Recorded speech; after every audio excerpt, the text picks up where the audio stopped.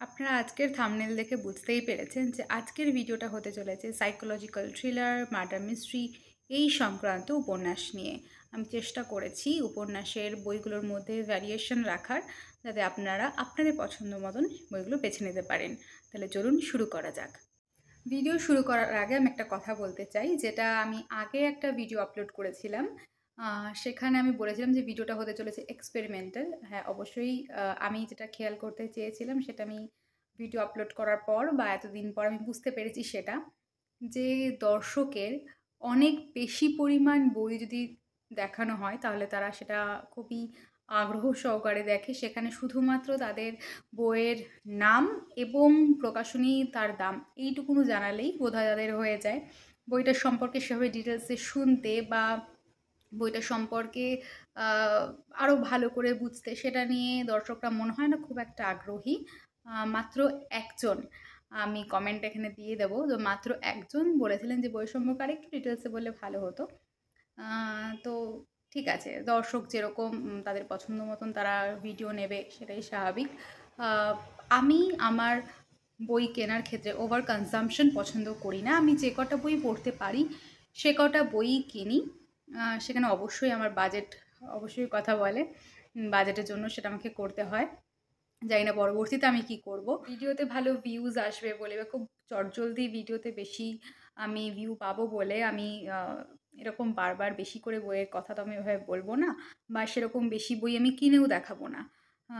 তো আমার মনে হয়েছে যেটা আমার চ্যানেল, আমি যেভাবে চাইবো সেভাবেই চ্যানেলটা চলুক। আমি জানি ওভাবে হয়তো দ্রুত সাবস্ক্রাইবার্স আসবে বা ভিউও বাড়বে, কিন্তু ওভাবে চললে আমার জন্য সেটা ভালো লাগবে না। আমার মনে হয় বই নিয়ে একটুখানি কথা বলার পর তারপর সেটা যদি আমি আমার মতামত প্রকাশ করি তাহলে হয়তো বেশিরভাগ দর্শকের জন্য ভালো না হলেও তারা হয়তো খুব তাড়াতাড়ি ভিডিও ছেড়ে বেরিয়ে যাবে, কিন্তু সেটা আমার জন্য বেশি ভালো হবে বা সর্বতোভাবে চ্যানেলের জন্য খুব ভালো হবে।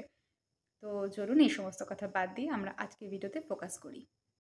প্রথম যে বইটা নিয়ে কথা বলবো সেটা কৃষ্ণেন্দু মুখোপাধ্যায়ের লেখা পাপবিদ্ধ। এটি আনন্দ থেকে প্রকাশিত এবং বর্তমান মুদ্রিত মূল্য রয়েছে ৩৫০ টাকা। বইতে আমরা জানতে পারি যে একটা মেয়ের কথা, যার কিছু পার্সোনাল কিছু সমস্যা আছে।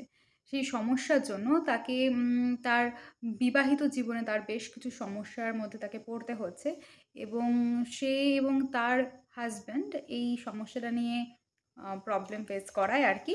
তারা একটা ডাক্তারের কাছে, একটা মনোবিদের কাছে এই সমস্যার সমাধানে যায়, এবং এই সম্পূর্ণ উপন্যাসটাই এই মেয়েটার কী করে এই সমস্যাটা সৃষ্টি হলো বা তার কী কী এখন ঘটছে, এবং কীভাবে এই সমস্যা থেকে, কীভাবে এই মনের সমস্যা থেকে তারা বের করে আনতে পারে মেয়েটাকে, এটা নিয়ে সম্পূর্ণ উপন্যাসটা। এবং এই যে বারবার বললাম যে সাইকোলজিক্যাল থ্রিলার, তো এই সম্পূর্ণ বিষয়টা যেহেতু এত সুন্দর করে, এত ভালো করে লেখক ফুটিয়ে তুলেছেন, যেটা আমার কাছে বেশ ভালো মনে হয়েছে পাপবিদ্ধকে, এবং আমি বলবো যে অবশ্যই পড়ে দেখুন। একটা অন্যরকম উপন্যাস পাপবিদ্ধ। দ্বিতীয় যে বইটা নিয়ে কথা বলবো তার নাম নিছক কোনো স্বপ্ন নয়, এবং এটা লিখেছেন নাইমুর রহমান নাহিদ। নামটা বেশ বড়, তো আমি লিখে রেখেছি। এটা বাংলাদেশের একজন লেখকের বই, এবং এইটা কোন প্রকাশ আমি ঠিক ভালো করে জানি না, কিন্তু এটা আপনারা ভারতের অভিযান পাবলিকেশন থেকে এই বইটা পেতে পারেন, এবং বর্তমান মুদ্রিত মূল্য রয়েছে 220 টাকা। এই উপন্যাসে আমরা দেখতে পারি, ভীষণ ছোট একটা উপন্যাস, এবং এই উপন্যাসে আমরা দেখতে পারি যে একটি পুলিশ অফিসার, যিনি কিনা ঘুমের মধ্যে স্বপ্ন দেখছেন। কী স্বপ্ন দেখছেন সেটা আপনারা পড়লে বুঝতে পারবেন, এবং পরের দিন দেখতে পাচ্ছেন যে এই উপন্যাস ওনার এই ঘুমের মধ্যে যে স্বপ্নটা সেটা না সত্যি হয়ে যাচ্ছে, এবং স্বপ্নটা এতটাই বিতিকিচ্ছিরি একটা স্বপ্ন যেটা ওনার পার্সোনাল লাইফকে হ্যাম্পার করছেন, এবং উনি ঠিক কীভাবে এই সমস্যা থেকে বেরিয়ে আসেন এবং এটার পিছনে কারণটা কী, কোনো আদৌ কোনো কারণ আছে না, কোনোটা একটা কাকতালীয় ব্যাপার। তো এই সম্পূর্ণ উপন্যাসটা পড়লে আপনারা এই ঘটনাটা বুঝতে পারবেন। আমি এক্ষেত্রে বলবো যে শুরুটা ভালো লাগলেও, প্লটটা ভালো লাগলেও শেষের দিকে উপন্যাসটা কেমন খাপছাড়া হয়ে গিয়েছিল, এবং বেশ কিছুটা প্রেডিক্টেবল। অবশ্যই এটা সাইকোলজিক্যাল উপন্যাস, সাইকোলজিক্যাল থ্রিলার উপন্যাস। আপনারা একবার ট্রাই করে দেখতে পারেন, কিন্তু আমি এটা পড়ে খুব একটা এনজয় করিনি। পরের বই, এটা কোনো রকম একটা উপন্যাস নয়, এটা একটা গল্প। তার নাম হচ্ছে কৌশিক মজুমদারের লেখা খিদে, যেটা আমি রিসেন্ট শুনেছি গপমিরের টেক চ্যানেল থেকে। এবং খিদেতে আমি খিদে নিয়ে কথা বলতাম না, কিন্তু অনেক দিন পর এত সুন্দর একটা গল্প শুনেছি, তো আমি ভাবলাম যে এটা নিয়ে তো অবশ্যই কথা বলা উচিত।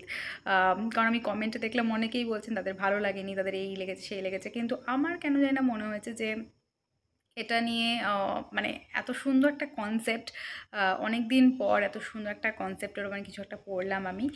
আর যেহেতু ওরা একটা লাইভ করেছিল লেখকের সাথে, কিন্তু যেহেতু এটা সে ইনস্টাগ্রামে ছিল, আমি যেহেতু ইনস্টাগ্রামে কোনো রকম সোশ্যাল মিডিয়ায় নেই, তাই আমি জানি না যে এটা কোন বই থেকে নেওয়া হয়েছে। আপনারা যদি জানেন যে এই খিদে বলে গল্পটা লেখকের কোন বই থেকে নেওয়া হয়েছে, তাহলে আমাকে কমেন্টে অবশ্যই জানাবেন, কারণ আমার বেশ ভালো লেগেছে। আরেকটা মজার কথা হচ্ছে গিয়ে, মির্চি বাংলায় সানডে সাসপেন্সে একসময় প্রকাশ করা হতো, ব্রডকাস্ট করা হতো আর কি, কৌশিক রায়ের লেখা প্রখর রুদ্রকে নিয়ে বেশ কিছু গল্প। তো আমার এই প্রখর রুদ্রকে নিয়ে গল্পগুলো অসম্ভব খাজা, অসম্ভব বিচ্ছিরি লাগতো। এবার তো আমি ভাবতাম যে ওই কৌশিক রায় আর কৌশিক মজুমদার আমি একদম গুলিয়ে ফেলেছিলাম। তো এই এতকাল ধরে সবাই সূর্য তামসী আরও অনেক রকম লেখার এত প্রশংসা করেছে, কিন্তু আমার মাথার মধ্যে বসে রয়েছে সেই এই প্রখর রুদ্র কত খারাপ লিখেছিল, তো আমি তো কিছু পড়বো না। তো আমি রিসেন্ট জানতে পারলাম যে কৌশিক রায় এবং কৌশিক মজুমদার, যদিও কৌশিক মজুমদারের প্রচুর বই রয়েছে যেগুলো খুব ফেমাস হয়েছে, কিন্তু আমার মাথার মধ্যে একদম ঢুকেছিল। তো আমি ঠিক করেছিলাম আমি কোনো বই পড়বো না।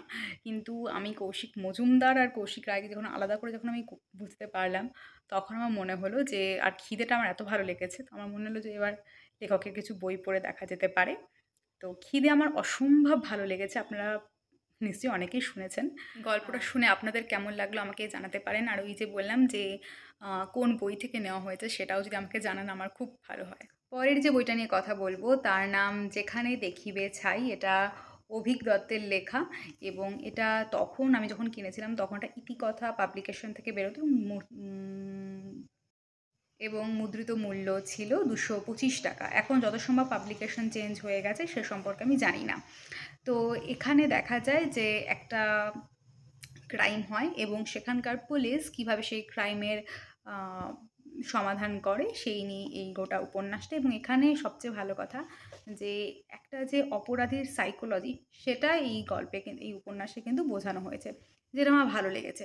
মোটের ওপর আপনারা একবার পড়ে দেখতেই পারেন, আশা করি খারাপ লাগবে না।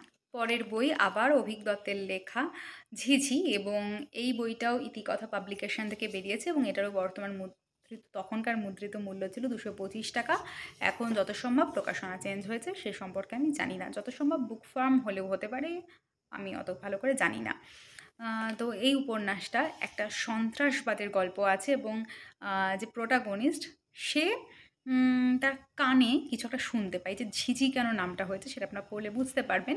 সে কানে কিছু একটা ইনস্ট্রাকশন কিছু শুনতে পায়, এবং মানে একটা অপরাধ ঘটছে এবং তার সাথে রয়েছে কল্পবিজ্ঞান।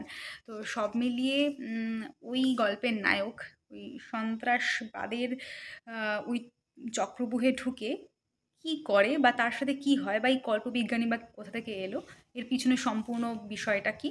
তো এটা নিয়ে একটা থ্রিলার উপন্যাস ঝিঝি, আপনারা পড়ে দেখতে পারেন, আশা করি আপনাদের ভালো লাগবে। ভিডিও শুরু করেছিলাম কৃষ্ণেন্দু মুখোপাধ্যায়ের লেখা একটা উপন্যাস দিয়ে, এবং শেষ করব কৃষ্ণেন্দু মুখোপাধ্যায়ের লেখা আরেকটা উপন্যাস দিয়ে, যার নাম দিনের শেষে।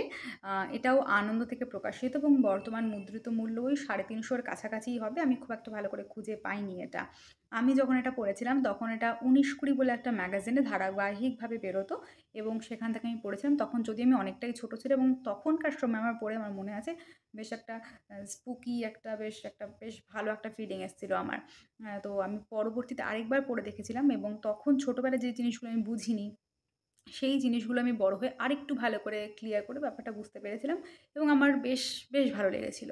শুরুটা হয় কীরকম করে, একটা ছেলে যে জীবিকার চাহিদায়, বয়স ছোট কম হলেও সে কলকাতা শহরে এসে থাকে, এবং তার সাথে কিছু অদ্ভুতের জিনিসপত্র তার সাথে রাতের বেলা ঘটতে থাকে এবং তার জন্য সে একটা মনোবিদের সাহায্য নেয় এবং তারপর সেই মনোবিদ কী করে এর সমস্ত সমস্যাগুলোকে বের করে আনে বা অবশ্যই এরকম মনের সমস্যার ক্ষেত্রে তো তার অতীত একটা গুরুত্বপূর্ণ ভূমিকা পালন করে। তো সেই অতীতের একটা অতীতে তার সাথে কী হয় সেই সম্পর্কে লেখক লেখক না সরি মনোবিদ আর কি তার কিছু অ্যাসিস্ট্যান্টকে কাজে লাগিয়ে সেই সম্পর্কে জানার চেষ্টা করেন। তো এইভাবে ওই ছেলেটার কেন এরকম একটা এরকম তার সাথে এরকম রাতের বেলা অদ্ভুত, অদ্ভুত জিনিসপত্রগুলো ঘটছে সেটা আমরা বুঝতে পারি। সব মিলিয়ে বেশ ভালো একটা উপন্যাস। কিন্তু শেষের দিকটা আমার একটুখানি খাপছাড়া এবং বেশ একটু তাড়াহুড়ো, তাড়াহুড়ো লেগেছে আমার। যেটা আমার মনে হয় লেখক আরেকটু যত্নশীল হলে হয়তো লেখকটা একদম টান, টান দারুণ সুন্দর একটা উপন্যাস হতো। অসাধারণ একটা প্লট কিন্তু শেষের দিকটা একটু খাপছাড়া। তার জন্য আমার খুব কাছের বই না বললেও আমি বলব আপনারা একবার তো পড়ে দেখতেই পারেন। আশা করি আপনাদের খুব ভালো লাগতে পারে। ভিডিওটা আমি আজকে রাত্রে শ্যুট করলেও এটা আমার মনে হয় যে এটা আমি আপলোড করব হয়তো পয়লা বৈশাখের দিন। তো আপনারা যদি পয়লা বৈশাখের দিন ভিডিওটা দেখে থাকেন বা তার পরেও দেখে থাকেন, আপনাদের পয়লা বৈশাখ খুব ভালো কাটুক, সারা বছর আপনাদের খুব ভালো কাটুক। আশা করি আজকের ভিডিওটা আপনাদের ভালো লেগেছে।